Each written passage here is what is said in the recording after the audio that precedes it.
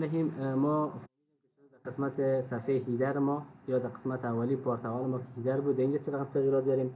بعد از اون درس بعدی ما که بود در قسمت صفحه هوم پیج یا بادی پیج یا فرانت پیج برش میگه اینجا چه تغییرات هست. حال قسمت آخری ما شما که هست این به نام فوتر یا پیرنس یاد میکنه یا پایین ورقی وبسایت اینجا چه رقم تغییرات میاریم. بازم من در قسمت ادیت و المنتور قبلا در هیدر کلیک میکردیم که بالا میاد، در قسمت ادیت و المنتور کلیک میکردیم که صفحه بادی ما میاد یا متوال در قسمت فوتر یا پایین ورقی بالای فوتر خود یک رایت کلیک میکنم و اوپن نیو تاب میگیرم برش.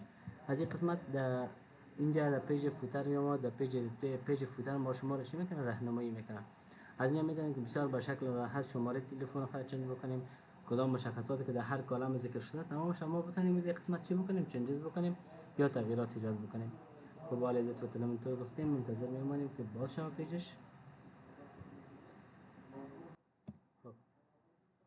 حالا اینجا ادیت و تلمنتور ما گفتیم قبلا اینجا بر ما پیج چی شد، بر ما پیج ما باز شده. حالا از اینجا ما میتونیم بسیار به شکل راحت و خیلی راحت ما تغییرات خودش اینجا آورده بتونیم. خب در ابتدا میایم در قسمت اینجا مثلا ما رید فور اسپاتلیس اسپیس چی باشه نوشته. خب در این قسمت ما میتونیم که راحت در تکست از چی بکنیم تغییرات ایجاد بکنیم. قسمت بالا میایم اینجا چون صفحه ادیت ما کم بالا است، فقط بالای قلم ادیت از کلیک میکنیم، موضوع مقاومت همینجا کلیک میکنیم. بعد از این ما میتونیم راحت را چی بکنیم تغییر ایجاد بکنیم. بعد از در قسمت پایان دیسکریپشن که مثلا داریم این مکمل راحت چی بکنیم از اینجا چون تکست ما سفید است اینجا نشان نمیده. اگر ما بالای دبل کلیک کنیم این تکست مکمل نشان میده. ما میتونیم تغییر مثلا بوک یور کلینینگ تودی کسایی که مثلا دیگه کلیک میکنه این در پیج کانتکت است لینک است اونجا مثلا ما فرم داریم اون فرم بر شما خانه‌پوری میکنه در یک ایمیل شما نه. بعد از این مکمل شماره تماس میتونه که بالای شماره تماس کلیک بکنیم مثلا شماره رو چنج بکنیم. بعد در قسمت اباوت بالای اباوت کلیک میکنیم اباوت مثلا چنج میکنیم. در قسمت دیسکریپشنش دیسکریپشن مکمل چنج میکنیم.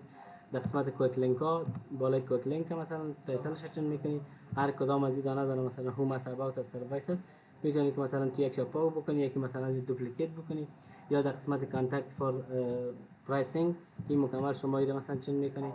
این شماره تلفن مثلا شما چنج میکنید. هر کدامش دانه است هر کدامش بالا قلمش کلیک میکنید و تغییرات رو مکمل ایجاد میکنید.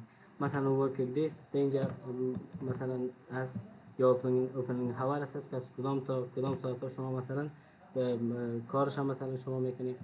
مثلا از شنبه مثلا است تا پنج شنبه یا تا ساتردی یا مثلا شکلان مثلا در قسمت.